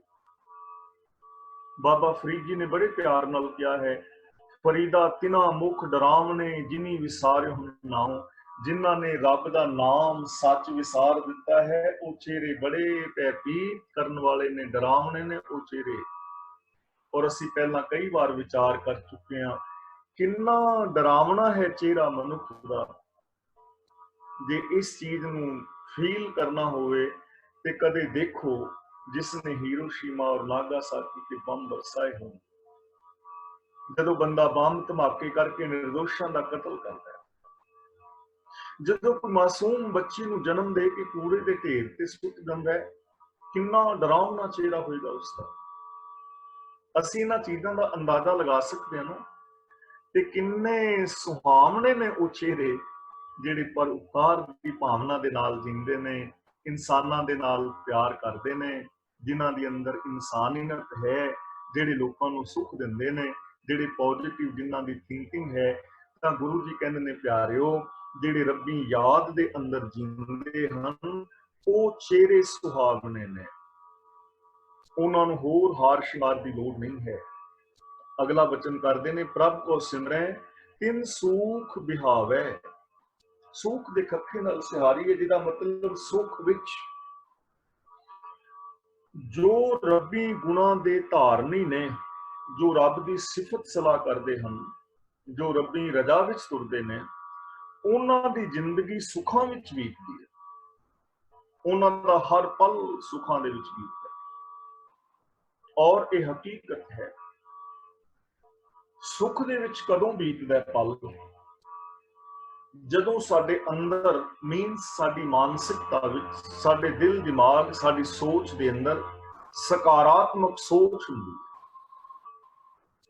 ਜਦੋਂ ਸਾਡੇ ਅੰਦਰ ਸ਼ੁਭ ਗੁਣ ਹੁੰਦੇ ਨੇ, ਜਦੋਂ ਸਾਡੇ ਅੰਦਰ ਪਿਆਰ ਦੀ ਭਾਵਨਾ ਹੁੰਦੀ ਹੈ, ਉਦੋਂ ਬੰਦੇ ਦਾ ਜੀਵਨ ਸੁੱਖ ਦੇ ਅੰਦਰ ਉਹ ਸਮਾਂ ਗੁਜ਼ਰ ਰਿਹਾ ਹੁੰਦਾ ਹੈ। ਤੇ ਜਦੋਂ ਸਾਡੇ ਮਨ ਦੇ ਅੰਦਰ ਕੋਈ ਚਿੰਤਾ ਹੋਵੇ, ਕੋਈ ਡਰ ਹੋਵੇ, ਕੋਈ ਭੈ ਹੋਵੇ, ਤਾਂ ਉਹ ਸਮਾਂ ਸਾਡਾ ਸੁੱਖ ਵਿੱਚ ਨਹੀਂ ਨਾ ਗੁਜ਼ਰ ਰਿਹਾ, ਉਹ ਦੁੱਖ ਵਿੱਚ ਗੁਜ਼ਰ ਰਿਹਾ ਹੈ। ਹੁਣ ਇਹ ਸਾਡੇ ਤੇ ਡਿਪੈਂਡ ਕਰੇਗਾ ਕਿ ਅਸੀਂ ਆਪਣੇ ਜੀਵਨ ਨੂੰ ਕਿਵੇਂ ਗੁਜ਼ਾਰਨਾ ਚਾਹੁੰਦੇ ਹਾਂ, ਆਪਣੀ ਸੋਚ ਦੇ ਅੰਦਰ ਗੁਣ ਰੱਖ ਕੇ ਜਾਂ ਅਵਗੁਣ ਰੱਖ ਕੇ। ਮਿਸਾਲ ਵਜੋਂ 2 ਵਜੇ ਤੋਂ 2:15 ਤੱਕ ਤੁਸੀਂ ਸਾਰੇ ਵੀਰ ਭੈਣਾਂ ਬਾਤਾਂ ਪਾਉਂਦੇ ਹੋ, ਕਹਾਣੀਆਂ ਸੁਣਾਉਂਦੇ ਹੋ, ਤੇ ਕਿੰਨਾ ਉਤਸ਼ਾਹ ਬਣਿਆ ਹੁੰਦਾ ਨਾ ਤੁਹਾਡੇ ਅੰਦਰ, ਕਿੰਨੀ ਖੁਸ਼ੀ ਦੇ ਨਾਲ ਤੁਸੀਂ ਇੱਕ ਦੂਜੇ ਦੇ ਨਾਲ ਗੱਲਬਾਤ ਕਰ ਰਹੇ ਹੁੰਦੇ ਹੋ। ਕਿਉਂ ਖੁਸ਼ੀ ਹੁੰਦੀ ਉਦੋਂ? ਕਿਉਂਕਿ ਉਦੋਂ ਉਸ ਸਮੇਂ ਈਰਖਾ ਦਵੇਸ਼ ਨਹੀਂ ਮਨ ਵਿੱਚ, ਕੋਈ ਈਗੋ ਨਹੀਂ, ਕੋਈ ਮੇਰ ਤੇਰ ਦੇ ਵਿਤਕਰੇ ਨਹੀਂ। ਇਸ ਕਰਕੇ ਤੇ ਜੇ ਇਹ ਭਾਵਨਾ ਹਰ ਸਮੇਂ ਬਣੀ ਰਵੇ ਤੇ ਹਰ ਸਮਾਂ ਖੁਸ਼ੀ ਦੇ ਨਾਲ ਬੀਤੇ। ਜਦੋਂ ਮੇਰੇ ਮਨ ਵਿੱਚ, ਮੇਰੀ ਬੁੱਧ ਵਿੱਚ ਸਤ, ਸੰਤੋਖ, ਦਇਆ, ਧਰਮ, ਧੀਰਜ, ਗਿਆਨ, ਵਿਰਾਗ, ਨਿਮਾਨਤਾ ਆਦਿਕ ਗੁਣ ਹੁੰਦੇ ਨੇ, ਉਹ ਸਮਾਂ ਮੇਰਾ ਬੜਾ ਸੁਹਾਵਣਾ ਸੁੱਖਾਂ ਦੇ ਵਿੱਚ ਬੀਤਦਾ ਹੈ। ਤੇ ਜਦੋਂ ਮੇਰੇ ਮਨ ਬੁੱਧੀ ਦੇ ਅੰਦਰ ਈਰਖਾ, ਦਵੇਸ਼, ਵੈਰ, ਵਿਰੋਧ ਹੁੰਦੇ ਨੇ, ਉਹ ਸਮਾਂ ਮੇਰਾ ਦੁੱਖਾਂ ਵਿੱਚ ਬੀਤਦਾ ਹੈ। ਇਸ ਲਈ ਗੁਰੂ ਜੀ ਕਹਿੰਦੇ ਨੇ, ਜੋ ਮਨ, ਬਚਨ ਔਰ ਕਰਮ ਕਰਕੇ ਰੱਬੀ ਗੁਣਾਂ ਦੇ ਧਾਰਨੀ ਹੁੰਦੇ ਹਨ, ਉਹਨਾਂ ਦੀ ਸਾਰੀ ਜ਼ਿੰਦਗੀ ਸੁੱਖਾਂ ਦੇ ਅੰਦਰ ਗੁਜ਼ਰਦੀ ਹੈ। ਤਾਂ ਸਾਨੂੰ ਇਥੋਂ ਸਿੱਖਿਆ ਮਿਲਦੀ ਹੈ ਕਿ ਜੇ ਅਸੀਂ ਸੁੱਖਾਂ ਵਾਲੀ ਜ਼ਿੰਦਗੀ ਬਿਤਾਣੀ ਚਾਹੁੰਦੇ ਹਾਂ ਆਪਣੇ ਜੀਵਨ ਦਾ ਹਰ ਪਲ, ਤਾਂ ਸਾਨੂੰ ਰੱਬੀ ਗੁਣਾਂ ਦੇ ਨਾਲ ਜੁੜਨਾ ਚਾਹੀਦਾ ਹੈ। ਪ੍ਰਭ ਕੋ ਸਿਮਰਹਿ ਤਿਨ ਆਤਮ ਜੀਤਾ। ਇੱਥੇ ਆਤਮ ਦਾ ਮੀਨਿੰਗ ਹੈ ਆਪਣਾ ਆਪ। ਜੋ ਮਨੁੱਖ ਰੱਬ ਨੂੰ ਯਾਦ ਰੱਖਦੇ ਹਨ, ਜਿਨ੍ਹਾਂ ਦੀ ਯਾਦ ਵਿੱਚ ਰੱਬੀ ਗੁਣ ਨੇ, ਜੋ ਰੱਬੀ ਰਜ਼ਾ ਵਿੱਚ ਤੁਰਦੇ ਹਨ, ਉਹ ਆਪਣੇ ਆਪੇ ਨੂੰ ਜਿੱਤ ਲੈਂਦੇ ਨੇ। ਤੇ ਜਿਨ੍ਹਾਂ ਨੇ ਆਪਣਾ ਆਪਾ ਜਿੱਤ ਲਿਆ, ਉਹ ਜਗਤ ਦੇ ਜੇਤੂ ਨੇ। ਮਨ ਜੀਤੈ ਜਗ ਜੀਤ। ਹੁਣ ਆਪਣੇ ਆਪੇ ਨੂੰ ਜਿੱਤਣਾ ਕੀ ਹੈ? ਆਪਣੇ ਆਪੇ ਨੂੰ ਜਿੱਤਣਾ ਹੈ ਕਿ ਆਪਣੀਆਂ ਮਾੜੀਆਂ ਭਾਵਨਾਵਾਂ ਤੇ ਕੰਟਰੋਲ ਕਰਨਾ। ਸਾਡੇ ਮਨ ਦੇ ਅੰਦਰ ਅਨੇਕਾਂ ਵਿਚਾਰ ਆਉਂਦੇ ਨੇ, ਤੇ ਸਾਰੇ ਜ਼ਰੂਰੀ ਨਹੀਂ ਕਿ ਉਹ ਵਿਚਾਰ ਚੰਗੇ ਹੀ ਹੋਣ। ਜਿਹੜੇ ਮਾੜੇ ਵਿਚਾਰ ਨੇ, ਉਹਨਾਂ ਨੂੰ ਖਤਮ ਕਰ ਦੇਣਾ ਔਰ ਸਿਰਫ ਚੰਗੇ ਵਿਚਾਰ ਪੈਦਾ ਕਰਨੇ, ਇਹ ਹੁੰਦਾ ਹੈ ਆਪਣੇ ਆਪ ਨੂੰ ਜਿੱਤ ਲੈਣਾ। ਮਨ ਕਰਦਾ ਹੈ ਵਿਕਾਰ ਕਮਾਉਣ ਲਈ, ਮਨ ਵਿੱਚ ਵਿਚਾਰ ਆ ਗਿਆ ਤੇ ਨਾਲ ਦੇ ਨਾਲ ਹੀ ਉਹਨੂੰ ਖਤਮ ਕਰ ਦੇਣਾ। ਕੀ ਵਿਚਾਰ ਬਿਲਕੁਲ ਖਤਮ ਹੈ, ਨਾਲ ਛੱਡੋ ਇਸ ਚੀਜ਼ ਨੂੰ, ਚੰਗਾ ਕੰਮ। ਇਹਨੂੰ ਕਹਿੰਦੇ ਨੇ ਆਤਮ ਜਿੱਤਣਾ, ਆਪਣੀਆਂ ਗਿਆਨ ਇੰਦਰੀਆਂ ਨੂੰ ਕੰਟਰੋਲ ਕਰਨਾ, ਅੱਖਾਂ ਦੇ ਨਾਲ ਮਾੜੀ ਨਜ਼ਰ ਨਾਲ ਨਾ ਤੱਕਣਾ, ਜ਼ੁਬਾਨ ਨਾਲ ਮਾੜੇ ਬੋਲ ਨਾ ਬੋਲਣੇ, ਕੰਨਾਂ ਨਾਲ ਮਾੜੇ ਕਰਮ ਨਾ ਸੁਣਨੇ, ਹੱਥਾਂ ਨਾਲ ਮਾੜੇ ਕੰਮ ਨਾ ਕਰਨੇ, ਪੈਰਾਂ ਨਾਲ ਮਾੜੇ ਪਾਸੇ ਨਾ ਜਾਣਾ, ਮਨ ਕਰਕੇ ਮਾੜਾ ਨਾ ਸੋਚਣਾ। ਇਸੇ ਨੂੰ ਕਹਿੰਦੇ ਨੇ ਆਪਣੇ ਆਪੇ ਨੂੰ ਜਿੱਤਣਾ। ਤੇ ਜਿਸ ਨੇ ਆਪਣੇ ਆਪੇ ਨੂੰ ਜਿੱਤ ਲਿਆ, ਉਹ ਮਨੁੱਖ ਵਿਸ਼ਵ ਵਿਜੇਤਾ ਹੈ। ਮਨ ਜੀਤੈ ਜਗ ਜੀਤ। ਤੇ ਜੇ ਅਸੀਂ ਵੇਖਣਾ ਚਾਹੀਏ ਨਾ ਕਿ ਸੰਸਾਰ ਦਾ ਜੇਤੂ ਯਾਰ ਮੈਂ ਕਿਵੇਂ ਬਣ ਸਕਦਾ, ਹਰ ਇਨਸਾਨ ਸੰਸਾਰ ਦਾ ਵਿਜੇਤਾ ਬਣ ਸਕਦਾ ਹੈ, ਵਰਲਡ ਚੈਂਪੀਅਨ ਹੋ ਸਕਦਾ ਹੈ। ਕਿਵੇਂ? ਦੇਖੋ, ਸਾਰਿਆਂ ਦਾ ਸਾਡਾ ਇੱਕ ਵੱਖਰਾ ਸੰਸਾਰ ਹੈ, ਨਿੱਕਾ ਨਿੱਕਾ ਸੰਸਾਰ ਸਾਰਿਆਂ ਦਾ।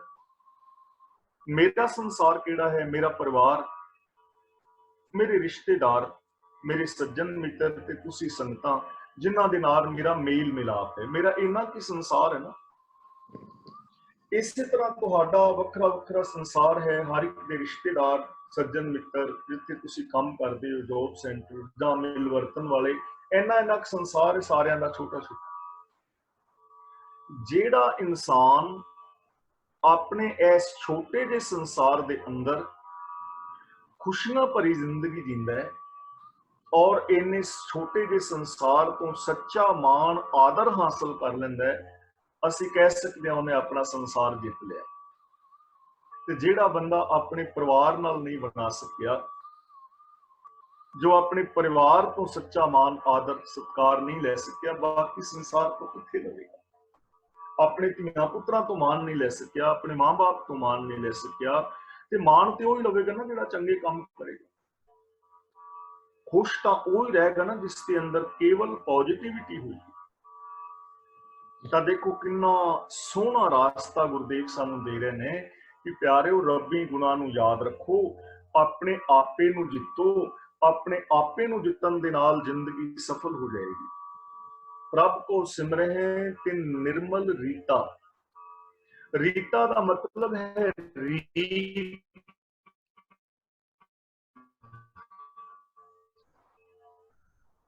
ਵੇ ਆਫ ਲਾਈਫ, ਜੀਵਨ ਜੀਣ ਦਾ ਢੰਗ, ਉਹਨਾਂ ਦਾ ਜੀਵਨ ਗੁਜ਼ਾਰਨ ਦਾ ਤਰੀਕਾ ਪਵਿੱਤਰ ਹੁੰਦਾ। ਉਹਨਾਂ ਦਾ ਜੀਵਨ ਗੁਜ਼ਾਰਨ ਦਾ ਜਿਹੜਾ ਤਰੀਕਾ ਹੈ ਨਾ, ਉਹ ਪਵਿੱਤਰ ਹੋ ਜਾਂਦਾ ਹੈ। ਆਪਣੀਆਂ ਭੈਣਾਂ ਨਾਲ, ਭਰਾਵਾਂ ਨਾਲ, ਪਤੀ ਪਤਨੀ ਨੇ, ਮਾਂ-ਬਾਪ ਨੇ, ਰਿਸ਼ਤੇਦਾਰ ਨੇ, ਸਮਾਜ ਵਿੱਚ ਜ਼ਿੰਦਗੀ ਜੀਂਦਾ ਹੈ ਜਾਂ ਅਰਥ ਵਿਵਸਥਾ ਵਿੱਚ ਜਿੱਥੇ ਵੀ ਉਹ ਜੀਵਨ ਜੀ ਰਿਹਾ, ਉਹਦਾ ਜੀਵਨ ਪਵਿੱਤਰ ਹੈ। ਜੀਵਨ ਜੀਣ ਦਾ ਉਹਦੇ ਵਿੱਚ ਮੈਲ ਨਹੀਂ ਹੈ। ਜੇ ਕਿਸੇ ਦੇ ਘਰ ਜਾਂਦਾ ਹੈ ਤਾਂ ਉਸ ਘਰ ਦੇ ਧੀਆਂ ਭੈਣਾਂ ਨੂੰ ਆਪਣੀਆਂ ਧੀਆਂ ਭੈਣਾਂ ਸਮਝਦਾ ਹੈ, ਉਸ ਘਰ ਦੇ ਨਫੇ ਨੁਕਸਾਨ ਨੂੰ ਆਪਣਾ ਨਫਾ ਨੁਕਸਾਨ ਸਮਝਦਾ ਹੈ, ਉਸ ਘਰ ਦੇ ਬੱਚਿਆਂ ਨੂੰ ਆਪਣੇ ਬੱਚੇ ਸਮਝਦਾ ਹੈ। ਇਹ ਉਹਦੇ ਜੀਵਨ ਦਾ ਢੰਗ ਹੈ, ਉਹਦੇ ਜੀਵਨ ਦਾ ਢੰਗ ਪਵਿੱਤਰ ਹੁੰਦਾ ਹੈ। ਸਿਮਰਨ ਦਾ ਮਤਲਬ ਜੀਵਨ ਢੰਗ ਨੂੰ ਪਵਿੱਤਰ ਕਰਨਾ। ਜਿਹੜੇ ਰੱਬੀ ਗੁਣਾਂ ਦੇ ਧਾਰਨੀ ਹੁੰਦੇ ਹਨ, ਜੋ ਮਨ ਬਚਨ ਕਰਮ ਕਰਕੇ ਰੱਬੀ ਗੁਣਾਂ ਨੂੰ ਯਾਦ ਰੱਖਦੇ ਨੇ, ਉਹਨਾਂ ਦੇ ਜੀਵਨ ਦਾ ਢੰਗ ਪਵਿੱਤਰ ਹੋ ਜਾਂਦਾ ਹੈ। ਉਹਨਾਂ ਦਾ ਵੇ ਆਫ ਲਾਈਫ ਬਹੁਤ ਪਵਿੱਤਰ ਹੈ। ਪ੍ਰਭ ਕੋ ਸਿਮਰਹਿ ਤਿਨ ਆਨੰਦ ਕਨੇਰੇ। ਇਹਨੂੰ ਅਨੰਦ ਨਹੀਂ ਪੜਨਾ, ਆਨੰਦ। ਜੋ ਮਨੁੱਖ ਰੱਬੀ ਯਾਦ ਵਿੱਚ ਜੀਂਦੇ ਹਨ, ਉਹਨਾਂ ਨੂੰ ਖੁਸ਼ੀਆਂ ਹੀ ਖੁਸ਼ੀਆਂ ਹਨ, ਬਹੁਤ ਖੁਸ਼ੀਆਂ ਨੇ। ਉਹਨਾਂ ਦੀਆਂ ਖੁਸ਼ੀਆਂ ਦਾ ਕੋਈ ਅੰਤ ਹੀ ਨਹੀਂ ਹੈ। ਤੇ ਆਨੰਦ ਬਾਰੇ ਅਸੀਂ ਪਹਿਲਾਂ ਵਿਚਾਰ ਕਰ ਰਹੇ ਹਾਂ ਕਿ ਆਨੰਦ ਮਨੁੱਖੀ ਮਨ ਦੀ ਉਸ ਅਵਸਥਾ ਦਾ ਨਾਮ ਹੈ ਜਿੱਥੇ ਜਾ ਕੇ ਇਹਦੀ ਜ਼ਿੰਦਗੀ ਚੋਂ ਅਗਿਆਨਤਾ ਮੁੱਕ ਜਾਂਦੀ ਹੈ। ਗਿਆਨ ਦਾ ਦੀਵਾ ਲਟ ਲਟ ਕਰਕੇ ਬਲਦਾ ਹੈ, ਮੇਰ ਤੇਰ ਦੇ ਵਿਤਕਰੇ ਖਤਮ ਹੋ ਜਾਂਦੇ ਹਨ, ਸਵਾਰਥ ਮੁੱਕ ਜਾਂਦਾ ਹੈ ਔਰ ਹਰ ਪਾਸੇ ਇਹਨੂੰ ਪ੍ਰਭੂ ਦਾ ਨੂਰ, ਉਹਦਾ ਜ਼ਹੂਰ, ਉਹਦਾ ਜਲਵਾ, ਉਹਦਾ ਰੂਪ ਨਜ਼ਰੀ ਪੈਂਦਾ ਹੈ। ਇਹਦੀਆਂ ਮਨੋਕਾਮਨਾਵਾਂ, ਆਸਾਵਾਂ, ਤ੍ਰਿਸ਼ਨਾਵਾਂ ਮੁੱਕ ਜਾਂਦੀਆਂ ਨੇ। ਉਸ ਅਵਸਥਾ ਦਾ ਨਾਮ ਹੈ ਆਨੰਦ। ਤਾਂ ਗੁਰੂ ਜੀ ਕਹਿੰਦੇ ਨੇ ਜੋ ਰੱਬੀ ਯਾਦ ਵਿੱਚ ਜੀਂਦੇ ਨੇ, ਉਹਨਾਂ ਦੀ ਜ਼ਿੰਦਗੀ ਦੇ ਅੰਦਰ ਖੁਸ਼ੀਆਂ ਹੀ ਖੁਸ਼ੀਆਂ ਨੇ। ਪ੍ਰਭ ਕੋ ਸਿਮਰੈ ਬਸੈ ਹਰ ਨੇਰੇ। ਜਿਹੜੇ ਰੱਬ ਨੂੰ ਸਿਮਰਦੇ ਨੇ, ਯਾਨੀ ਰੱਬੀ ਗੁਣ ਜਿਨ੍ਹਾਂ ਨੂੰ ਯਾਦ ਨੇ ਮਨ ਬਚਨ ਕਰਮ ਕਰਕੇ, ਰੱਬੀ ਗੁਣਾਂ ਦੇ ਜੋ ਧਾਰਨੀ ਨੇ, ਰੱਬ ਦੀ ਰਜ਼ਾ ਵਿੱਚ ਜੋ ਚੱਲ ਰਹੇ ਨੇ, ਬਸੈ ਹਰ ਨੇੜੇ, ਉਹ ਰੱਬ ਦੇ ਨਜ਼ਦੀਕ ਵਸਦੇ ਨੇ, ਰੱਬ ਦੇ ਨੇੜੇ ਨੇ। ਉਹ ਰੱਬ ਉਹਨਾਂ ਦੇ ਅੰਗ ਸੰਗ ਹੈ। ਹੁਣ ਰੱਬ ਤਾਂ ਸਾਡੇ ਨੇੜੇ ਹੈ, ਅਸੀਂ ਹੀ ਰੱਬ ਤੋਂ ਦੂਰ ਹੋਏ ਹੋਏ ਹਾਂ। ਰੱਬ ਤਾਂ ਇੰਨੇ ਨੇੜੇ ਹੈ ਕਿ ਕਹੋ ਰਵਿਦਾਸ, ਹਾਥ ਪੈ ਨੇੜੇ ਸਹਜੇ ਹੋਏ ਸੋਈ। ਸਾਡੇ ਸਭ ਤੋਂ ਨਜ਼ਦੀਕ ਕੀ ਹੈ? ਸਾਡਾ ਹੱਥ। ਸਿਰ ਦੁਖਦਾ ਹੈ, ਹੱਥ ਸਿਰ ਤੇ ਚਲਾ ਜਾਂਦਾ ਹੈ। ਮੋਢਾ ਦੁਖਦਾ ਹੈ, ਹੱਥ ਮੋਢੇ ਤੇ ਚਲਾ ਜਾਂਦਾ। ਪਿਆਸ ਲੱਗਦੀ ਹੈ, ਹੱਥ ਪਾਣੀ ਫੜ ਕੇ ਸਾਡੇ ਮੂੰਹ ਨੂੰ ਲਾਉਂਦਾ ਹੈ, ਗਰਾਹੀ ਮੂੰਹ ਚ ਪਾਉਂਦਾ ਹੈ। ਸਭ ਤੋਂ ਨਜ਼ਦੀਕ ਹੈ ਬੰਦੇ ਦਾ ਹੱਥ। ਪਰ ਭਗਤ ਰਵਿਦਾਸ ਕਹਿੰਦੇ ਨੇ, ਬੰਦਿਆ ਰੱਬ ਤੇਰੇ ਹੱਥ ਨਾਲੋਂ ਵੀ ਨੇੜੇ ਹੈ, ਜੇ ਰੱਬ ਨਾ ਹੋਵੇ ਤੇਰਾ ਹੱਥ ਵੀ ਨਹੀਂ ਹਿੱਲੇਗਾ। ਕਹੋ ਰਵਿਦਾਸ, ਹਾਥ ਪੈ ਨੇੜੇ। ਰੱਬ ਨਜ਼ਦੀਕ ਹੈ, ਅਸੀਂ ਹੀ ਰੱਬ ਤੋਂ ਦੂਰ ਦੂਰ ਭੱਜਦੇ ਹਾਂ। ਗੁਣ ਹੀ ਰੱਬ ਨੇ। ਗੁਣ ਸਰੂਪ ਦੇ ਅੰਦਰ ਸਾਡੇ ਅੰਦਰ ਬੈਠਾ ਹੈ। ਗੁਣ ਨਿਧਾਨ ਭਗਤਨ ਕੋ ਬਰਤਨ। ਤੇ ਅਸੀਂ ਇਹਨਾਂ ਗੁਣਾਂ ਤੋਂ ਦੂਰ ਜਾ ਰਹੇ ਹਾਂ, ਸੱਚ ਤੋਂ, ਦਇਆ ਤੋਂ, ਪ੍ਰੇਮ ਤੋਂ, ਨਿਰਭੈਤਾ ਤੋਂ, ਨਿਰਵੈਰਤਾ। ਤਾਂ ਜੋ ਰੱਬੀ ਗੁਣਾਂ ਨੂੰ ਯਾਦ ਰੱਖਦੇ ਨੇ ਉਹ ਰੱਬ ਦੇ ਨਜ਼ਦੀਕ ਰਹਿੰਦੇ ਨੇ ਸਦਾ।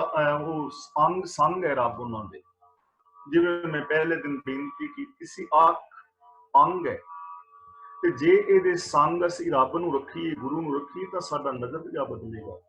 ਕੰਨ ਮੇਰਾ ਅੰਗ ਨੇ, ਤੇ ਜੇ ਕੰਨਾਂ ਦੇ ਸੰਗ ਰੱਬ ਹੋਏਗਾ ਤਾਂ ਮੈਨੂੰ ਨਿੰਦਾ ਚੁਗਲੀ ਨਹੀਂ ਸੁਣਨੀ ਪਵੇਗੀ। ਰੱਬ ਨਿੰਦਾ ਚੁਗਲੀ ਥੋੜਾ ਸੁਣੇਗਾ। ਜ਼ਬਾਨ ਮੇਰਾ ਅੰਗ ਹੈ, ਤੇ ਜੇ ਮੈਂ ਇਸ ਜ਼ਬਾਨ ਨੂੰ ਰੱਬ ਦੇ ਨਾਲ ਰੱਖਾਂ, ਸੰਗ ਰੱਬ ਹੋਵੇ, ਤਾਂ ਮੇਰੀ ਜ਼ਬਾਨ ਦੇ ਬੋਲ ਰੱਬ ਵਰਗੇ ਹੋਣਗੇ। ਸੰਤ ਕਿਰਪਾ ਤੇ ਅੰਦਿਨ ਜਾਗ। ਇੱਥੇ ਸੰਤ ਦਾ ਅਰਥ ਹੈ ਗੁਰੂ। ਗੁਰੂ ਦੀ ਕਿਰਪਾ ਦੇ ਨਾਲ ਬੰਦਾ ਹਰ ਵਕਤ ਖਬਰਦਾਰ ਰਹਿੰਦਾ ਹੈ। ਜਾਗ ਦਾ ਮਤਲਬ ਜਾਗਣਾ, ਜਾਗ ਆ ਸਕਦੀ ਹੈ, ਐਸੀ ਜਾਗਰਤੀ ਆ ਸਕਦੀ, ਐਸੀ ਗੁਣਾਂ ਵਾਲੀ ਜ਼ਿੰਦਗੀ ਜੀ ਸਕਦਾ ਬੰਦਾ। ਮੈਂ ਵੀ ਜੀ ਸਕਣਾ, ਤੁਸੀਂ ਵੀ ਜੀ ਸਕਦੇ ਹੋ। ਇਹ ਪੋਸੀਬਿਲਿਟੀ ਹਰ ਇੱਕ ਦੇ ਅੰਦਰ ਹੈ। ਸੰਤ ਕਿਰਪਾ ਦਾ ਮਤਲਬ ਗੁਰੂ ਦੀ ਕਿਰਪਾ, ਗੁਰੂ ਦਾ ਗਿਆਨ। ਹੁਣ ਗੁਰੂ ਸਾਡੇ ਤੇ ਜਦੋਂ ਕਿਰਪਾ ਕਰੇਗਾ, ਸਾਨੂੰ ਗਿਆਨ ਦੇਵੇਗਾ। ਗੁਰੂ ਜੀ ਦਾ ਪਾਵਨ ਵਚਨ ਹੈ ਨਾ, ਆਨੰਦ ਆਨੰਦ ਸਭ ਕੋ ਕਹੇ, ਆਨੰਦ ਗੁਰੂ ਤੇ ਜਾਣਿਆ। ਜਾਣਿਆ ਆਨੰਦ ਸਦਾ ਗੁਰ ਤੇ, ਕਿਰਪਾ ਕਰੇ ਪਿਆਰਿਆ। ਕਰ ਕਿਰਪਾ ਕਿਲਵਿਖ ਕੱਟੇ, ਗਿਆਨ ਅੰਦਰ ਸਾਰਿਆ। ਗੁਰੂ ਗਿਆਨ ਦੀ ਦਾਤ ਦੇਵੇਗਾ, ਤੇ ਉਸ ਗਿਆਨ ਦੇ ਨਾਲ ਬੰਦਾ ਪਾਪਾਂ ਵਿਕਾਰਾਂ ਨੂੰ ਖਤਮ ਕਰ ਦੇਵੇਗਾ। ਇਸ ਲਈ ਇਹ ਜਾਗਰਤੀ ਸਾਡੇ ਅੰਦਰ ਆ ਸਕਦੀ ਹੈ ਜੇ ਅਸੀਂ ਗੁਰੂ ਜੀ ਦੀ ਪਾਵਨ ਬਾਣੀ ਨੂੰ ਆਪ ਪੜ੍ਹੀਏ, ਆਪ ਵਿਚਾਰੀਏ, ਔਰ ਗੁਰਬਾਣੀ ਮੁਤਾਬਕ ਜ਼ਿੰਦਗੀ ਜੀਵੀਏ। ਨਾਨਕ ਸਿਮਰਨ ਪੂਰੇ ਭਾਗ, ਕਿ ਜਿਨ੍ਹਾਂ ਨੂੰ ਇਹ ਯਾਦ ਦੀ ਦਾਤ ਮਿਲ ਜਾਂਦੀ ਨਾ, ਰੱਬੀ ਯਾਦ ਦੀ, ਜੋ ਰੱਬ ਦੀ ਸਿਫਤ ਸਲਾਹ ਵਿੱਚ ਜੁੜਦੇ ਨੇ। ਪੂਰੇ ਭਾਗ ਦਾ ਮਤਲਬ ਖੁਸ਼ਕਿਸਮਤ ਨੇ ਉਹ ਇਨਸਾਨ, ਵੱਡੇ ਭਾਗਾਂ ਵਾਲੇ ਨੇ ਉਹ ਲੋਕ ਜੋ ਗੁਰੂ ਦੀ ਕਿਰਪਾ ਦੇ ਨਾਲ ਜਾਗ ਗਏ ਨੇ, ਜਿਨ੍ਹਾਂ ਦੇ ਅੰਦਰ ਜਾਗਰਤੀ ਆ ਗਈ ਹੈ, ਜੋ ਰੱਬੀ ਗੁਣਾਂ ਦੇ ਨਾਲ ਜੁੜ ਗਏ ਨੇ, ਜੋ ਰੱਬੀ ਰਜ਼ਾ ਮੁਤਾਬਕ ਜੀਵਨ ਜੀਣਾ ਜਿਨ੍ਹਾਂ ਸ਼ੁਰੂ ਕਰ ਦਿੱਤਾ ਹੈ, ਉਹਨਾਂ ਦੀ ਖੁਸ਼ਕਿਸਮਤੀ ਹੈ। ਤਾਂ ਅੱਜ ਦੀ ਇਸ ਵਿਚਾਰ ਮੁਤਾਬਕ ਅਸੀਂ ਗੁਰੂ ਜੀ ਦੀ ਪਾਵਨ ਬਾਣੀ ਆਪ ਪੜ੍ਹੀਏ, ਗੁਰੂ ਦੀ ਪਾਵਨ ਬਾਣੀ ਮੁਤਾਬਕ ਆਪਣੇ ਸੁੱਤੇ ਮਨ ਨੂੰ ਜਗਾਈਏ, ਅਗਿਆਨਤਾ ਦੇ ਵਿੱਚੋਂ ਬਾਹਰ ਆ ਕੇ ਗਿਆਨ ਵਾਲੇ ਕਰਮ ਕਰਕੇ ਰੱਬੀ ਯਾਦ ਵਿੱਚ ਜੁੜ ਕੇ ਆਪਣੇ ਜੀਵਨ ਨੂੰ ਸਫਲ ਕਰੀਏ। ਅੱਜ ਦੀ ਵਿਚਾਰ ਦੀ ਇੱਥੇ ਸਮਾਪਤੀ ਕਰਦੇ ਹਾਂ। ਜੇ ਅੱਜ ਜੋ ਆਪਾਂ ਵਿਚਾਰ ਕੀਤੀ, ਕਿਸੇ ਵੀਰ ਭੈਣ ਦੇ ਸਵਾਲ ਹੋਣ ਤਾਂ ਉਹ ਸਵਾਲ ਵੀ ਕਰ ਸਕਦੇ ਨੇ, ਆਪਣੇ ਵਿਚਾਰ ਵੀ ਦੇ ਸਕਦੇ ਨੇ। ਮੇਰੇ ਵੱਲੋਂ ਮੈਂ ਖਿਮਾ ਮੰਗਦਾ ਜੇ ਕੋਈ ਗਲਤੀ ਹੋ ਗਈ ਹੋਵੇ। ਫੇਸਬੁੱਕ ਦੇ ਉੱਤੇ ਜੋ ਮੇਰੇ ਫਰੈਂਡਸ, ਮੇਰੇ ਵੀਰ ਭੈਣਾਂ ਸਰਵਣ ਕਰ ਰਹੇ ਨੇ ਲਾਈਵ, ਮੈਂ ਉਹਨਾਂ ਵੀਰਾਂ ਦਾ ਵੀ ਬਹੁਤ ਧੰਨਵਾਦ ਕਰਦਾ। ਆਪ ਕਲਾਸ ਵਾਲਿਆਂ ਦਾ ਵੀ ਧੰਨਵਾਦ। ਹੋਈਆਂ ਭੁੱਲਾਂ ਦੀ ਖਿਮਾ। ਵਾਹਿਗੁਰੂ ਜੀ ਕਾ ਖਾਲਸਾ, ਵਾਹਿਗੁਰੂ ਜੀ ਕੀ ਫਤਿਹ। ਵਾਹਿਗੁਰੂ ਜੀ ਕਾ ਖਾਲਸਾ, ਵਾਹਿਗੁਰੂ ਜੀ ਕੀ ਫਤਿਹ। ਧੰਨਵਾਦ ਜੀ ਗਿਆਨੀ ਜੀ। ਆਪ ਸਾਰਿਆਂ ਨੇ ਸਰਵਣ ਕਰ ਲਏ ਜੀ ਅੱਜ ਦੀ ਕਥਾ ਸੁਖਮਨੀ ਸਾਹਿਬ ਜੀ ਦੀ। ਇਹਦੇ ਵਿੱਚ ਜੇ ਕਿਸੇ ਨੇ ਕੋਈ ਕਮੈਂਟ ਕਰਨਾ ਹੋਵੇ ਤਾਂ ਤੁਸੀਂ ਅਨਮਿਊਟ ਹੋ ਕੇ ਕਰ ਸਕਦੇ ਆ। ਤੇ ਅੱਜ ਥੋੜੀ ਡਿਸਟਰਬੈਂਸ ਆ ਰਹੀ ਸੀ ਗਿਆਨੀ ਜੀ, ਪਿੱਛੇ ਫਾਈਂਡ ਆਊਟ ਕਰਨ ਦੀ ਕੋਸ਼ਿਸ਼ ਕਰਦੇ ਆ ਕਿ ਕਿੱਧਰੋਂ ਆ ਰਹੀ ਹੋਊਗੀ। ਪੋਸੀਬਿਲਿਟੀ ਹੈ ਕਿ ਜਿਹੜਾ ਆਪਣਾ ਫੇਸਬੁੱਕ ਚੱਲਦਾ ਉਹਦੇ ਕਰਕੇ ਜਿਹੜੇ ਕਨੈਕਸ਼ਨ ਹੋਊਗੇ, ਮੇ ਵੀ ਉਹਦੇ ਕਰਕੇ ਪਿੱਛੇ ਕੋਈ ਡਿਸਟਰਬੈਂਸ ਦੀ ਆਵਾਜ਼ ਆ ਰਹੀ ਸੀਗੀ। ਇੱਕ ਦੋ ਸਰੋਤਿਆਂ ਨੇ ਵੀ ਮੈਨੂੰ ਟੈਕਸਟ ਕੀਤੇ ਆ। ਤੇ ਤੁਹਾਡੇ ਆਪਣੇ ਜਿੱਥੇ ਤੁਸੀਂ ਬੈਠੇ ਆ ਉੱਥੋਂ ਕੋਈ ਤੁਹਾਨੂੰ ਤਾਂ ਨਹੀਂ ਸੁਣ ਰਹੀ ਸੀ ਡਿਸਟਰਬੈਂਸ ਗਿਆਨੀ ਜੀ? ਨਹੀਂ, ਮੇਰੇ ਕੋਲ ਤਾਂ ਕੋਈ ਨਹੀਂ ਆ ਰਹੀ, ਕਿਉਂਕਿ ਮੈਂ ਤਾਂ ਇੱਥੇ ਇਕੱਲਾ ਵਾਂ ਕਮਰੇ ਵਿੱਚ ਨੇ, ਇੱਥੇ ਕੋਈ ਨਹੀਂ ਹੈ। ਹੁਣ ਫੇਸਬੁੱਕ ਬੰਦ ਹੈ ਜੀ? ਹਾਂਜੀ, ਹੁਣ ਬੰਦ ਜੀ। ਅਜੇ ਵੀ ਆਉਂਦੀ, ਜਿੱਦਾਂ ਮਿਊਜ਼ਿਕ ਨਹੀਂ ਲੱਗਾ ਹੁੰਦਾ ਇਦਾਂ ਅਜੇ ਵੀ ਲਿਟਲ ਬਿਟ ਆ ਰਹੀ ਹੈ ਆਵਾਜ਼ ਤਾਂ ਅਜੇ ਵੀ ਆ ਰਹੀ ਹੈ। ਹਾਂਜੀ, ਪਰ ਹੁਣ ਉਨੀ ਨਹੀਂ ਹੈਗੀ ਜਿੰਨੀ ਪਹਿਲਾਂ ਸੀਗੀ।